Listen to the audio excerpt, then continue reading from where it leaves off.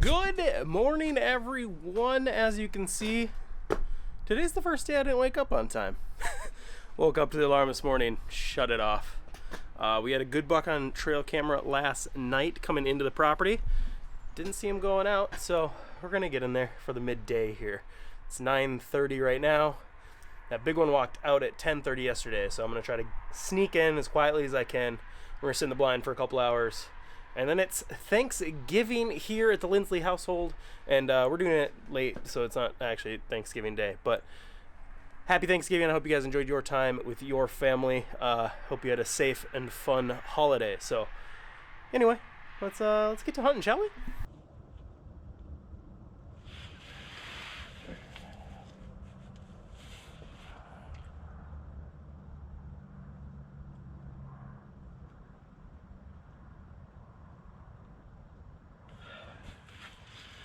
Well, boys, none of it was on camera because I haven't been using the batteries in my GoPro. I use external, so I don't film myself walking out.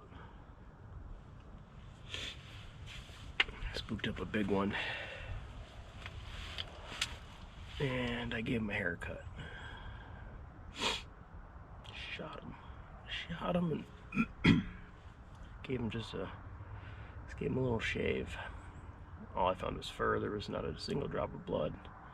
We walked around where he ran. There's no body. That's the biggest buck I've ever shot at with my rifle. It was one of the big 8-pointers. One of the shorter tined big 8-pointers I saw here.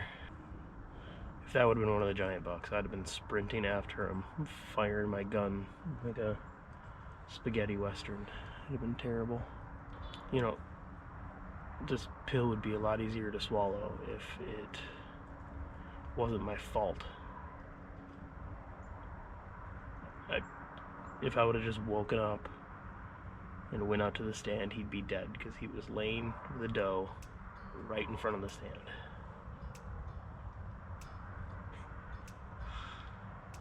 All right, ladies and gentlemen, I am interrupting this episode to talk about this, to wrap up rifle season, because this is it. This is the biggest moment of rifle season right here. This was a tough one. This is a tough one to swallow. So, to put it in perspective, to tell you guys where I was at and what happened, because obviously I didn't film it. I'll just give you a quick rundown of my mental state and then what happened. So, 7 days of hunting, I have not gotten into a stand, a public land location, hunting from the ground without spooking deer. It has been infuriating this year. It's the biggest challenge, and one of the biggest lessons I've learned is how we have to adjust the private property, but I'll get there. So I've been kicking up deer every time I walk to the stand, no matter what time it is. You saw on Wednesday's vlog, I walked out. I started walking out of the house at 5:40 something, an hour before legal shooting light, to be in a stand that's 300 yards away. And I kicked up a giant, and he ran out of the property. It didn't matter what time of day, it didn't matter which way the wind was blowing, it didn't matter what stand or public land I went to, I kicked up deer. That frustration, it's already a seed in my mind. Then I'm walking out, and on the trail you have the box blind on the right, and you have a swamp and a pine tree hill-ish on the left. For a month and a half, Dad has been bow hunting damn near every day. And I've been out there a lot, and every single deer that we have seen, every single buck that we've seen in that area had been in the swamp. We've had a couple walk right in front of them, but never laid down. They were always back in that swamp, either on the edge or in the pines, but you could see them, and they'd let you walk right into the stand. So I was staring to the left. I got to the box blind, and I heard that sound to my right. That sound, if you've ever been on a deer drive, you know what that sound is, that when they explode out of the brush, when they stand up and start running, instantly my mind was like, are you kidding me? Are you kidding me? I get my rifle on it, and all I see is the biggest buck I've ever had in my scope in my life. Antlers outside his head, ears by at least 2 inches. Tines were, especially in the scope, I'll put you exactly in my mindset. The antlers were 4 inches outside his ears, and the tines were 12 inches long. Obviously not reality, but that's what my brain showed me in that moment. So I had him lined up. He's running straight away from me, and I made the decision to shoot.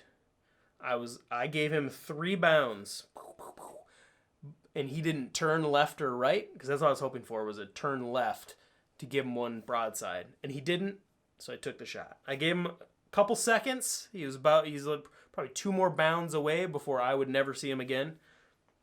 And I shot him. 30-06 ballistic tip, right in the Texas heart shot.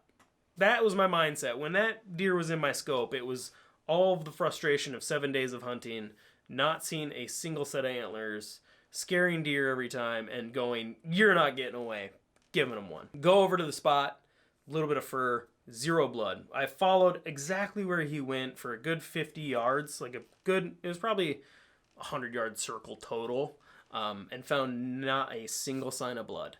So that is where you see me in the blind at that point. Is I went to the blind, I said, screw it, I'm still hunting.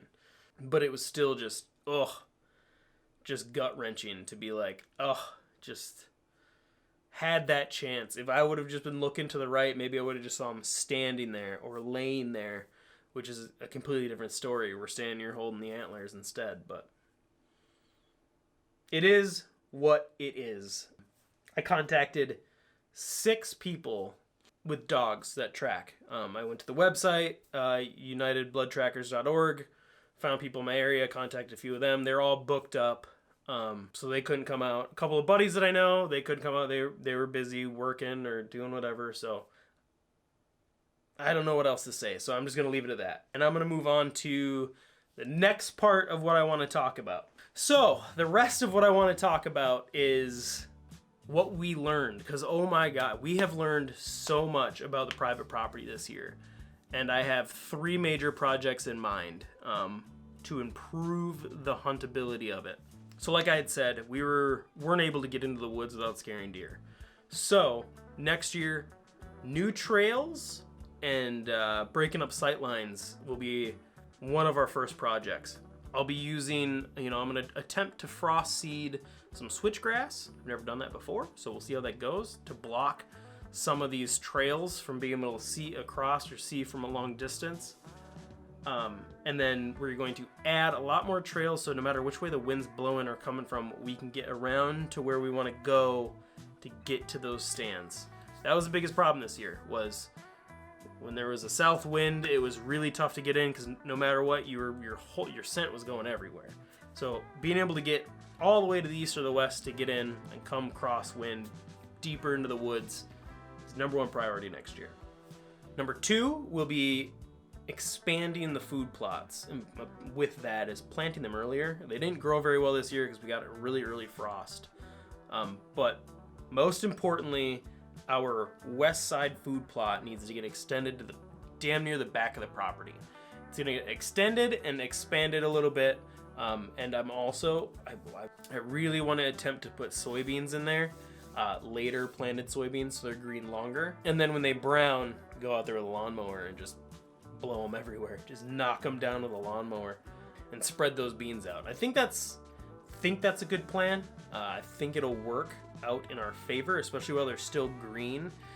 There will be a bean field neighboring us. So if that browns and we still have green beans, we're going to be in business. It's going to be exciting. And 3, we are going to build at least 1 more permanent shack for rifle season. We have 1 now, and it's in a good spot. It gave some really good opportunities during bow season, but didn't give a lot of opportunity in rifle season. We're going to build another one for sure, for as cheap as possible, and we are going to make sure that it's in a different location closer by. And then we have another box blind that we're going to move and get that in a better location. It was late in the season when we got that one, so we just put it in a convenient, easy spot, but after sitting in it during rifle season, it's pretty useless. So you couldn't see anything where you needed to see, so that will be moved. But that is the third thing, is stand locations are going to be key next year. The movement will be different because we won't have a cornfield neighboring us. It'll be a bean field, so deer pattern will be different next year, but stand location is going to be key. Not only for that access situation, but what we can see during rifle season is going to be important.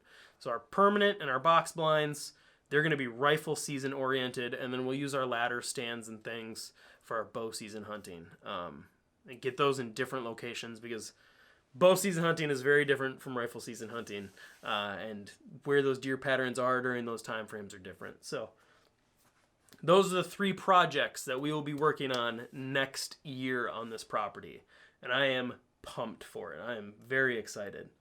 And as far as wrapping up rifle season goes, that's it. I mean, this was Saturday morning. We had our Thanksgiving feast Saturday evening. That was fun. That was delicious. But the whole time, just in the back of my head, I was seeing that buck in my scope and regretting my shot and hoping to take a different shot and blah, blah, blah. And then Sunday, I went on the morning. We saw nothing. We hopped in the side-by-side and we drove around the property.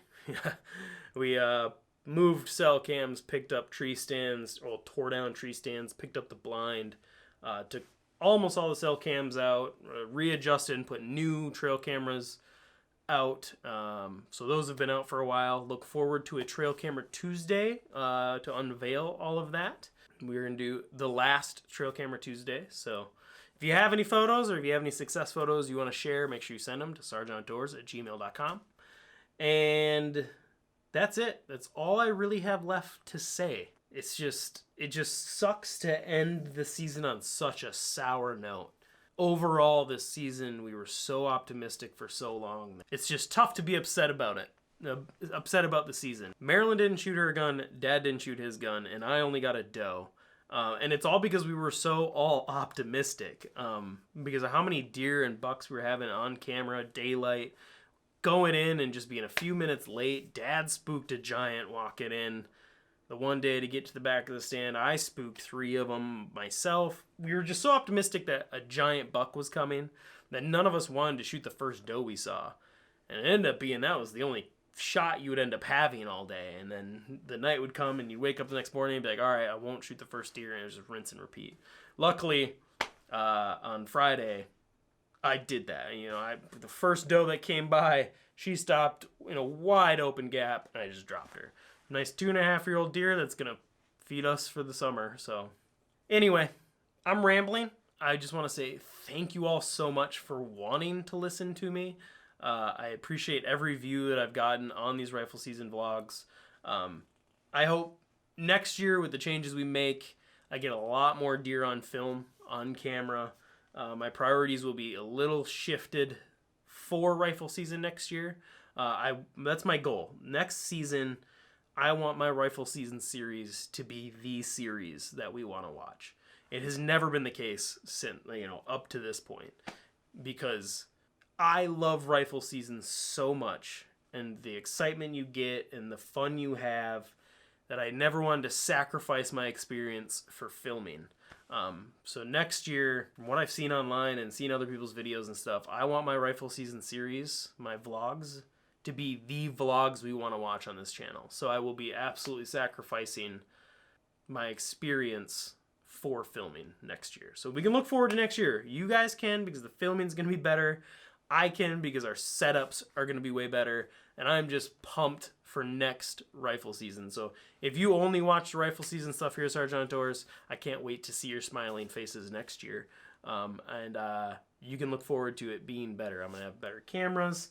We got better quality. We're going to have better, we're going to have better land to hunt. It's going to be managed now for 2 full years by next rifle season. And so, we've only had that property for a year and a half, essentially. So we'll be going into 2 full years of managing it, and I'm very excited. So enough rambling from me.